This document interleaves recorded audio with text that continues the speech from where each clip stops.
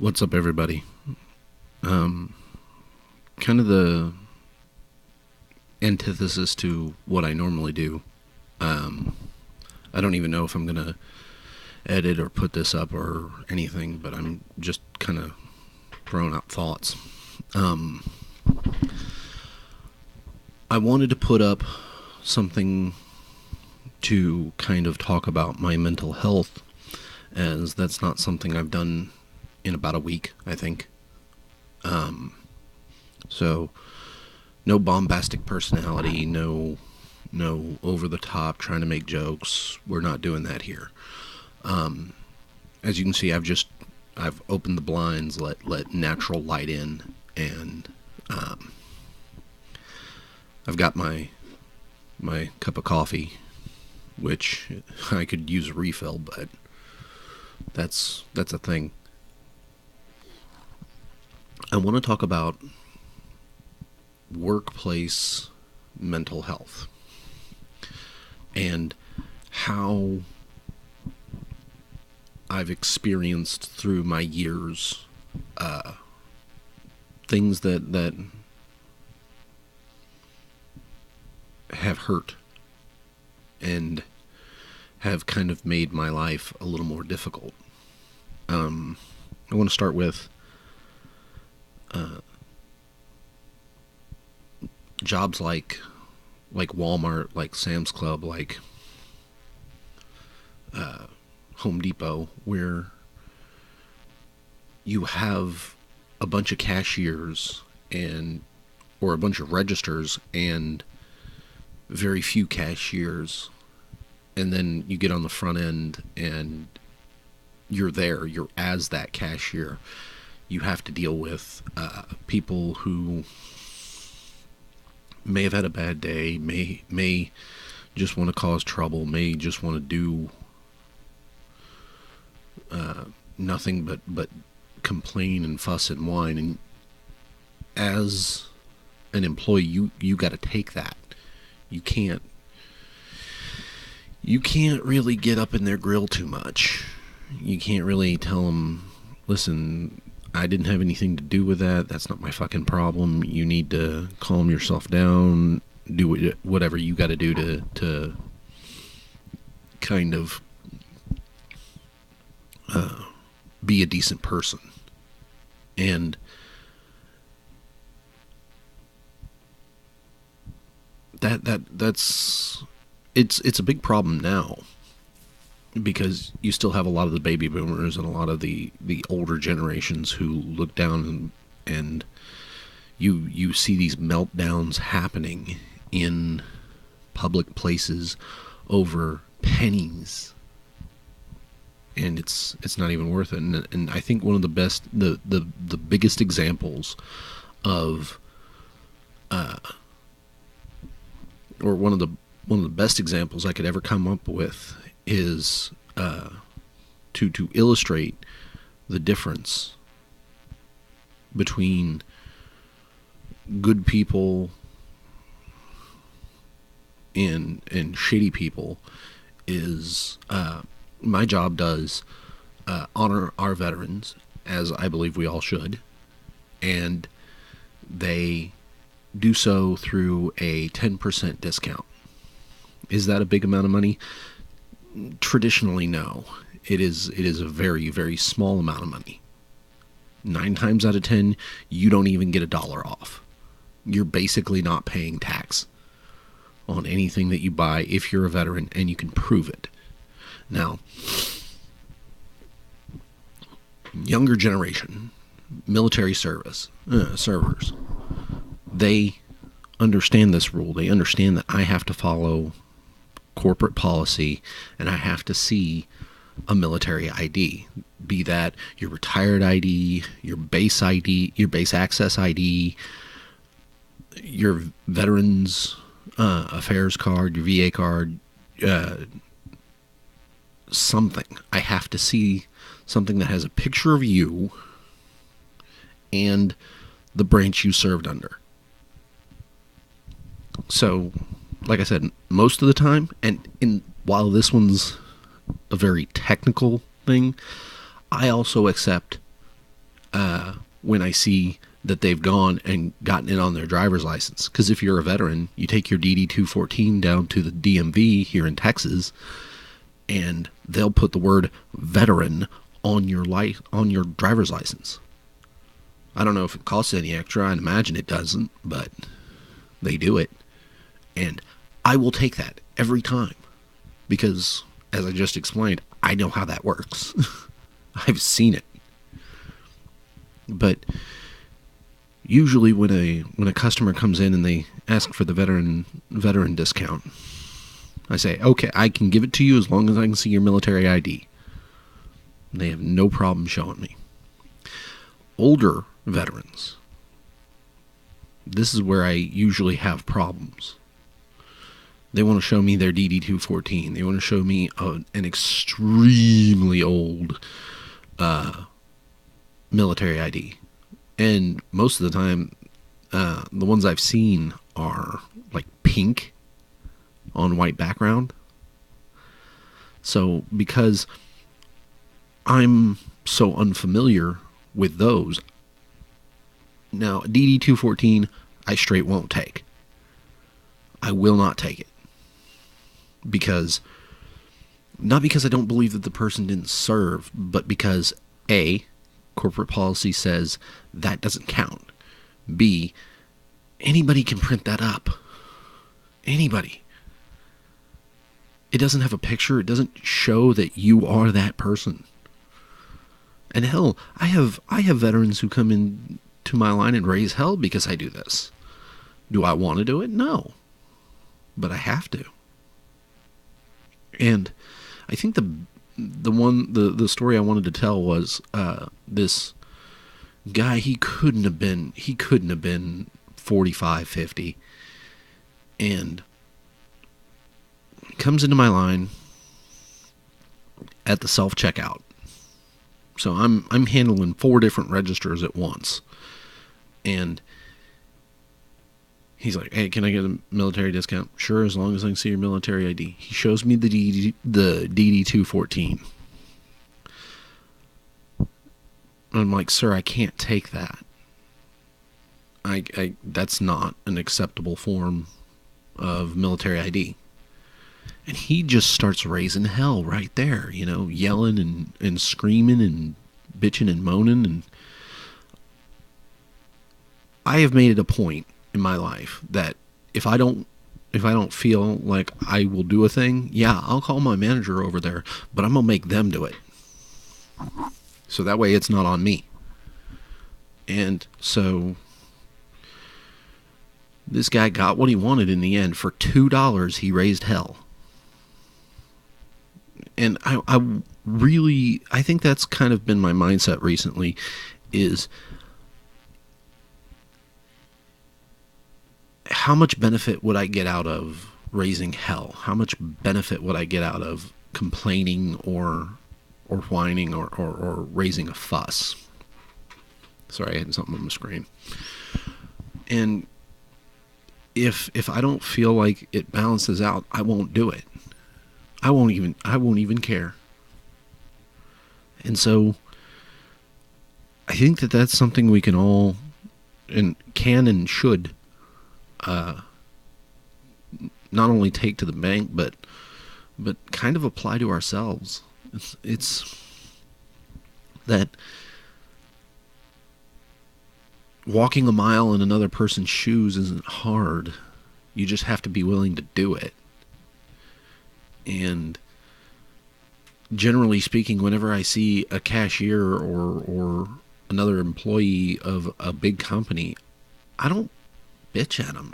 I try to make their day a little nicer if I can. Just being a pleasant person.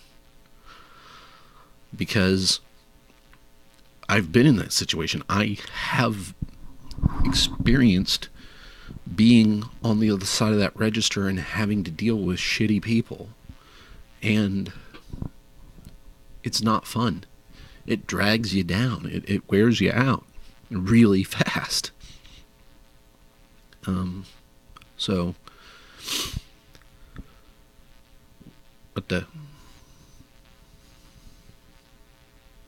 My screen went black.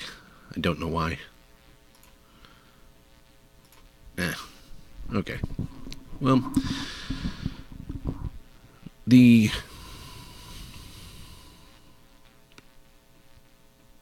hard part about doing a job like this is having to people.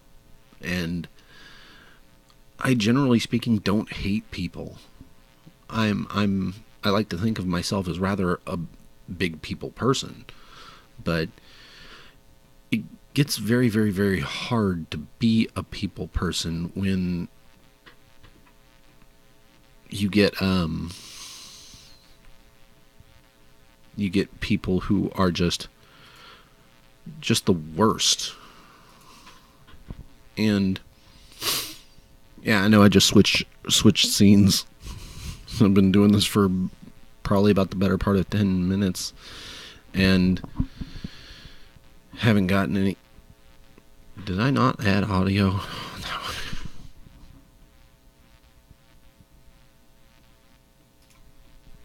Hopefully I've still got audio. Hopefully I can. Oh yeah, I can see it. It was right there. Anyway, but it's not really worth the frustration and the headache that comes with trying to deal with being a shady person. So I try not to do that, and I feel like what I did earlier this week may not make me a great person. In fact, I probably am not. I'm probably a very bad person for it. What I did for myself. It was extraordinarily selfish. I turned around and I had my first day at 2nd and Charles in the better part of a month. I was supposed to work like 4 to 10:30, and I'm on the floor, and I love that store. I do. I helped them build it. I got in there and owned 2 hands, assembling shit, putting shit on the floor. It was something of a labor of love. And I made sure I was there every day, as much as I possibly could, as long as I possibly could, unless I had to be at work the next day, or if my husband had to be to work the next day. I was there until they said, "Okay, everybody, go home. We'll be back tomorrow." Well, I didn't get the position that I wanted, which was fine.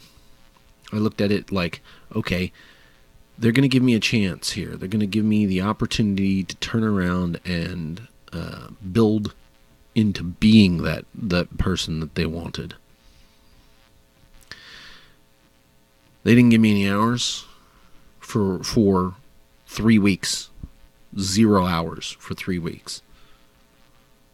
And when I finally got hours, I also noted that the next week was 0 hours. And I felt a little irritated, not gonna lie. Because again, like I said, I loved that store. I still do. I will go in there and I will shop. I will buy stuff. I'll probably have my husband use his discount, but it's still me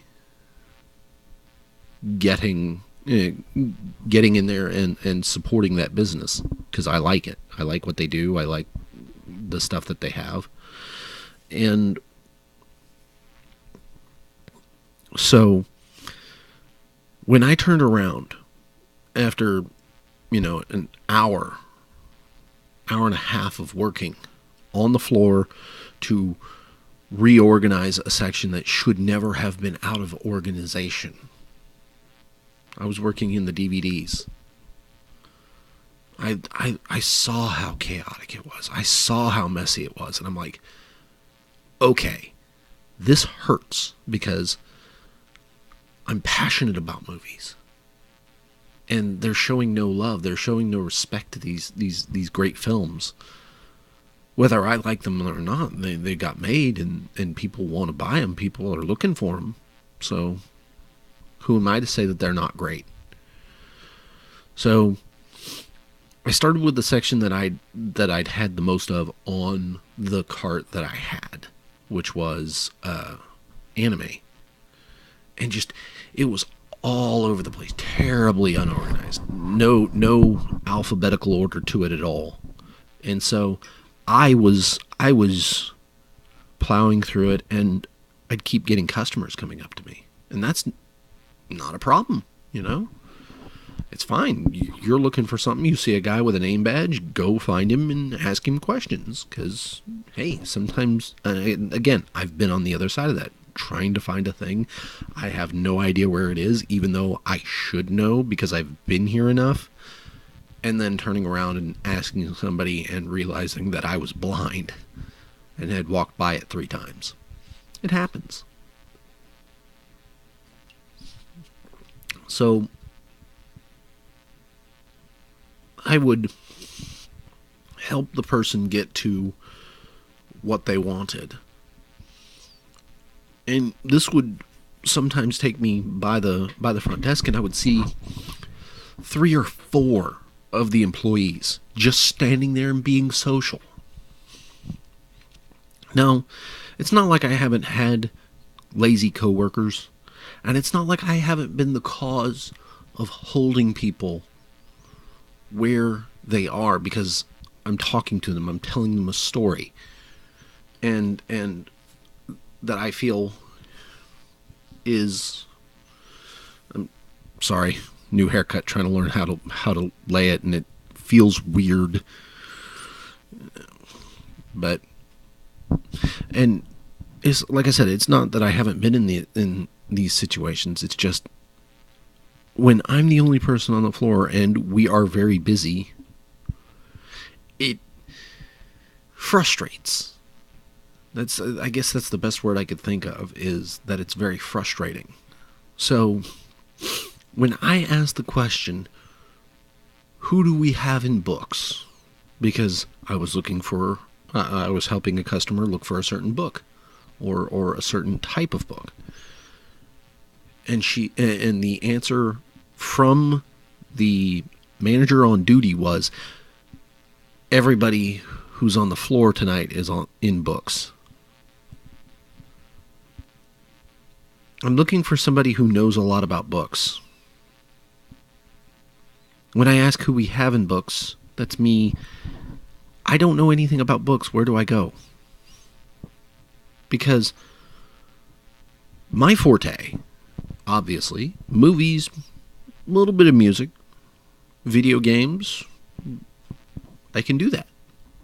But being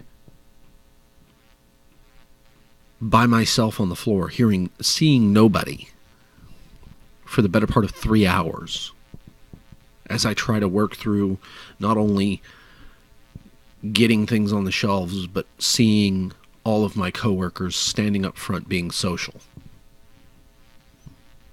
That's something I could not handle. So when the time came, I turned around and I asked, hey, 7 o'clock, can I go to lunch? Because in the back I'm scheduled 7 to 7:30 to go to lunch. Sure, go ahead. I went and I got my stuff, came home, I talked it over with my husband. I'm like, listen, this is what they're doing. This is how I feel about it. What do you think I should do? Because I very strongly feel about not going back. I don't want to deal with these guys anymore because it's not benefiting us. It's not benefiting our work here, trying to make ourselves a life. They're not helping us. So he's like, listen, you're right. They're not helping. They're not doing anything. If you don't want to go back, I say don't go back. So I didn't. I walked out, didn't come back.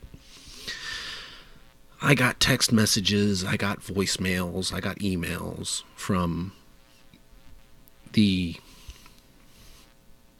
I got texts and voicemails from the manager on duty. And then I got an email, I think it was like the next day, from the general manager. And I told him, I'm like, listen, I'm sorry. I can't deal with this anymore. This is not working. I'm extraordinarily frustrated. I love this store with a passion, and I feel like having 3 to 5 coworkers who do nothing but stand up by the front all the time isn't a professional attitude. So I'm going to focus my passions and my efforts elsewhere, which is here. I didn't tell him that, but that's what I'm doing. So his response was, no, I understand. You were one of the few people, part-timers, who got hours this week. But it had been, and I had mentioned that it had been 3 weeks before that, since it had been 3 weeks since I'd gotten hours anyway, so I don't even know what he expected to get out of that. So, but I like I said, I told him I hope there was no hard feelings, that my wish is to still remain on good terms with him, because he's a good guy. He's not a bad guy. It's just he put bad people, a good man put the wrong people in powerful positions and didn't know it.